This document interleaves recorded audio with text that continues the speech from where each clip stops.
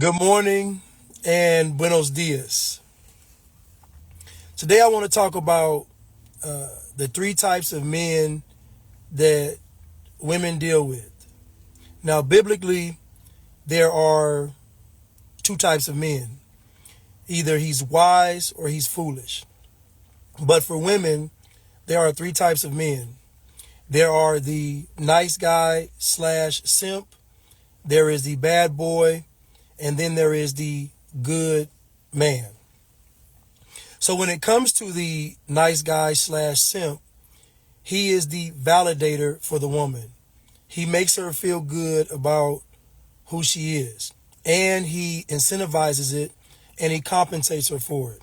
This is the nice guy slash simp.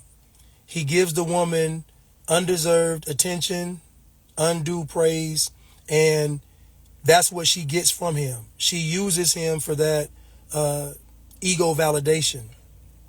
But at the same time, the woman is disgusted by the nice guy slash simp. She will use him, but she is simultaneously disgusted by him. Now, when it comes to the second guy is the bad boy. Now, the bad boy unlocks all of her primal desires, her sexual primal desires and her emotional, chaotic primal desires. So he feeds those intensely. So from him, she gets to be sexually stimulated and also emotionally chaotic. But the problem is that she hates herself for wanting those things from the bad boy, because the bad boy does not value her for a relationship. And so she actually hates herself when she's dealing with the bad boy. So when it comes to the nice guy slash simp, he's the validator of her ego, but she's disgusted by him.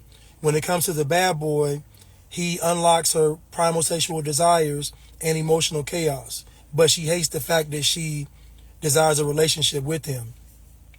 Now, the third guy is the good man.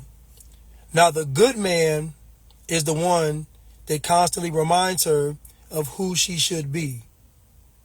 Now, the good guy gets the worst end of the stick because he is a constant reminder of who she should be, meaning he is the closest thing to God on the earth for her. And so she actually has contempt for the good man. She actually hates the good man. She actually seeks to destroy the good man, because if the good man can be destroyed, then that means his existence is invalid. In other words, I don't have to be the woman that God wants me to be if the good man isn't real. So the good man is the one that she seeks to destroy because she hates him, not herself. And she hates the good man because he constantly reminds her of who she should be, meaning she can't be a willing participant in Satan's game. She can't be emotionally chaotic. When she's around him, he is constantly challenging her, whether he's saying it or not. His existence makes her self-reflect of who she should be. And guess what? That takes the fun out of everything. She can't be chaotic. She can't be lustful. She has to sit down and actually examine herself. So women actually hate the good man, and they seek to destroy him. Now, when they get older and the estrogen leaves their body and they calm down, they become more logical, they lose social leverage, they lose dating marketplace value, then they want to go to the good man. Why? Because she knows that without the leverage, the nice guy, the simp, won't be as nice or simpish, and the bad boy won't deal with her. So really her only option is the good man. Now, she goes to the good man because she knows that he will honorably treat her the right way off of principle, and she knows this. The problem is that she knew this back when she was dealing with the nice guy slash simp and the bad boy. She knew. It's just that she doesn't have any leverage now. So now with no leverage, now she wants to get with the good man. It's not honorable, but it's understandable. Now, why am I saying all this? I'm saying this for men and women. As a man, you should always strive to be the good man, because being a good man is honoring God. So before we seek to get a woman's approval, we must honor God first. So you should always strive to be the good man. And for women, you must recognize the value of a good man early and submit and commit to that. Because deep down inside, you know that the nice guy / simp isn't good for you. You also know that the bad boy isn't good for you. You know deep down inside the man that you need. Not the man that you want, but the man that you need. And you know the man that you need is the good man. But you don't want to submit and commit to him because he's going to constantly challenge your character. Meaning he's going to constantly require you to be the woman that God created. I realized last year that relationships, families are under attack, and Satan is using the woman. And maybe Satan did this all along with Eve in the beginning, but what Satan is doing is Satan is convincing women to be undesirable. When I say undesirable, I mean undesirable for a wife. Not to have sex with or even have children with, but to be undesirable as a wife. So think about it. If men don't want to get married, there's no more families. The only reason that we have families now, the only reason that we have marriage is because of men. If men say no to marriage, it means no to marriage and means no to families.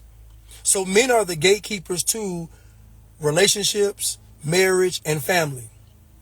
So the devil is making women undesirable to be wives.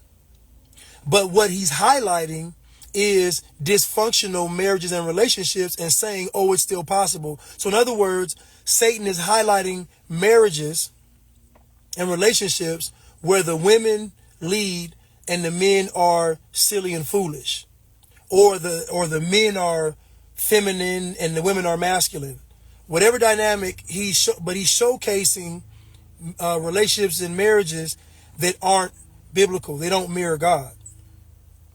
And so, as women, you have to be conscious that you are always under attack as a woman by Satan. A woman's life should be filled with her saying no to Satan. A virtuous woman's life should be filled mostly with her saying no to Satan, no to the world, and no to herself.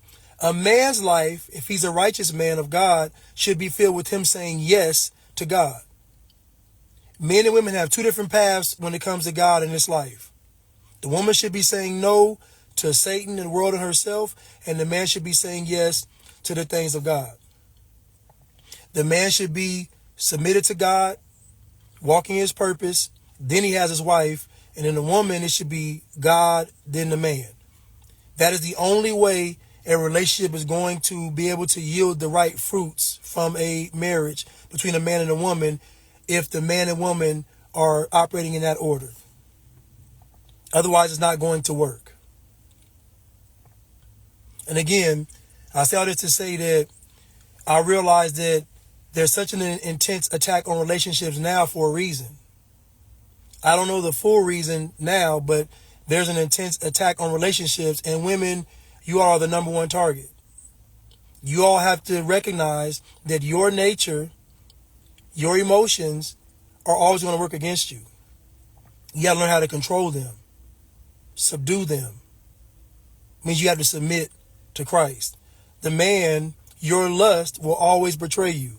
Your lust for women, your lust for power, it's always going to betray you. So you need to control that. Submit to Christ. So the information I give is for men and it is for women. Women, you must honorably live by honorably handling your leverage. Women get paid on the front end, men get paid on the back end. That's how life works. Women get all their money up front and they usually squander it. And the man gets all his on the back end, meaning he had to work for it. Two different paths in life. I'm telling you, ladies, that you must honorably handle your leverage. That means when you're at your peak, you are at your most beautiful, your most fertile, your most desirable. That's what you give to God. And as a man, your youth, when you are the strongest, you have the most energy, that's what you give to God. And like I said, what I'm telling you all is for both men and women. But the family is under attack. And again, There are three types of men that women see. There is the nice guy / simp. There is the bad boy, and then there is the good man. The nice guy / simp validates her ego, and he compensates her for it, and he incentivizes her to be who she is. But again, the nice guy / simp isn't a good person. He's using manipulation. He's feeding into your ego so that you give him what he wants.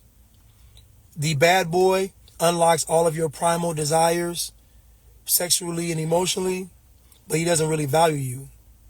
And you're going to hate yourself for dealing with him. You're going to hate yourself. Like I always say, the devil will always give you what you want, but he'll never let you enjoy it. Then there's the good man. That contention, that hate, that anger you have towards the good man, that desire to want to see him destroyed, that's really a reflection of yourself, because he's just constantly reminding you of who you should be. He's constantly reminding you of who God created you to be. That's what you hate. So really, rebelling against the good man is rebelling against God.